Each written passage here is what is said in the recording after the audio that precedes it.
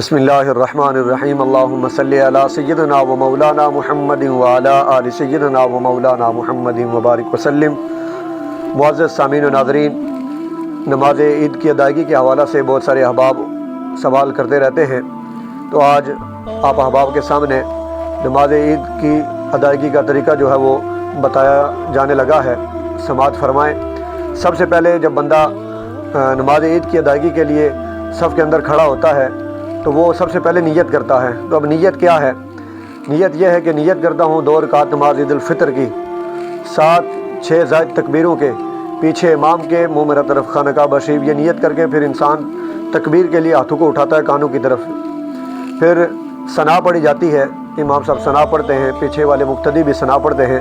تو پھر اس کے بعد 3 تکبیریں کہی جاتی ہیں۔ پہلی تکبیر کے لیے ہاتھوں کو کانوں تک اٹھایا جاتا ہے، پہلی تکبیر کہہ کر ہاتھوں کو لٹکا دیتے ہیں،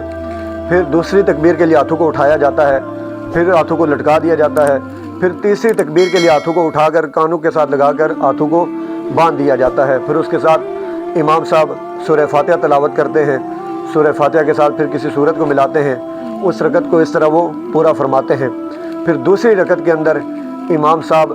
سورہ فاتحہ پڑھتے ہیں، سورہ فاتحہ کے ساتھ پھر کوئی سورت ملاتے ہیں، تو سورہ فاتحہ کے ساتھ سورت ملانے کے ساتھ پھر 3 تکبیرات کہنی ہیں۔ ان کا طریقہ کار بھی یہی ہے کہ پہلی تکبیر کہنی ہے، اس کے لیے ہاتھوں کو کانوں تک اٹھانا ہے، کانوں تک ہاتھوں کو اٹھا کر ہاتھوں کو لٹکا دینا ہے، باندھنا نہیں ہے۔ پھر دوسری تکبیر کے لیے ہاتھوں کو کانوں تک اٹھانا ہے، پھر ہاتھوں کو لٹکا دینا ہے۔ پھر تیسری تکبیر کے لیے ہاتھوں کو کانوں تک اٹھانا ہے، پھر ہاتھوں کو لٹکا دینا ہے، اور پھر چوتھی تکبیر کہتے ہوئے امام صاحب رکوع میں جائیں گے، تو پھر ایسے دوسری رکعت جو ہے وہ پوری ہو جائے گی۔ یہ نماز عید کا طریقہ ہے۔ پھر اس کے اندر ایک بات اور بھی سماعت فرما لیں، اگر کسی کی نماز عید کی دونوں رکعتیں رہ جاتی ہیں اور کوئی بندہ اتحیات کے اندر امام صاحب کے ساتھ ملا ہے، تو اس کے لیے اب نماز عید کی ادائیگی کا طریقہ کیا ہے؟ اس کا طریقہ یہ ہے کہ اگر اس کی دونوں رکعتیں رہ گئی ہیں تو پھر وہ امام صاحب کے ساتھ سلام پھیرنے کے ساتھ وہ امام صاحب سے کھڑا ہو جائے گا اکیلے ہو کر۔ پھر وہ اس کا طریقہ بھی یہی ہے، وہ اکیلے تنہا کھڑے ہو کر ثنا پڑھے گا، ثنا کے ساتھ وہ پھر 3 تکبیرات ایسے ہی کہے گا،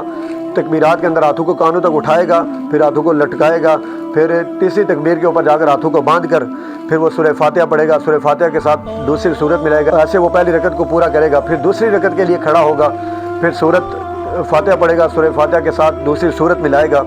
پھر 3 تکبیرات کہے گا، 3 تکبیرات کے ساتھ پھر وہ چوتھی تکبیر کہتے ہوئے رکوع کے اندر چلا جائے گا۔ یہ تو 2 اگر رکعتیں رہ جائیں تو یہ طریقہ ہے۔ اگر 1 رکعت رہ جائے نماز عید کی امام صاحب کے ساتھ، تو پھر امام صاحب جب سلام پھیر دیں تو وہ کھڑا ہو جائے، کھڑا ہونے کے ساتھ وہ پھر پہلے سورہ فاتحہ پڑھے گا، سورہ فاتحہ کے ساتھ پھر وہ سورت ملائے گا، سورت ملانے کے ساتھ پھر وہ 3 تکبیرات اٹھائے گا۔ پہلی تکبیر کے اندر بھی ہاتھوں کو کانوں تک اٹھائے گا، پھر دوسری تکبیر کے ساتھ بھی کانوں تک ہاتھ اٹھائے گا، تیسری تکبیر کے ساتھ بھی کانوں کو جو ہے وہ کانوں تک ہاتھوں کو اٹھائے گا، پھر چوتھی تکبیر کہتے ہوئے رکوع کے اندر چلا جائے گا۔ اس کے اندر یہ نہیں ہے کہ اگر کسی کی 1 رکعت رہ گئی ہے تو وہ اٹھ کر ثنا پڑھے، ثنا کے ساتھ پھر وہ تکبیرات کہے، ایسا جائز نہیں ہے، بلکہ اس کے لیے یہ ہے کہ اگر 1 رکعت رہ گئی ہے تو پھر تنہا جب کھڑا ہوگا امام صاحب سے الگ ہوگا تو پھر پہلے سورہ فاتحہ پڑھے گا، سورہ فاتحہ کے ساتھ سورت ملائے گا، سورت ملانے کے ساتھ پھر 3 تکبیرات کہے گا، 3 تکبیرات کے ساتھ چوتھی تکبیر کہتے ہوئے وہ رکوع کے اندر چلا جائے گا۔ یہ نماز عید کا مختصر سا طریقہ جو آپ احباب کی نظر کر دیا ہے۔ اللہ تعالیٰ مجھے اور آپ سب کو اس کے اوپر عمل پیرا ہونے کی توفیق رفیق عطا فرمائے۔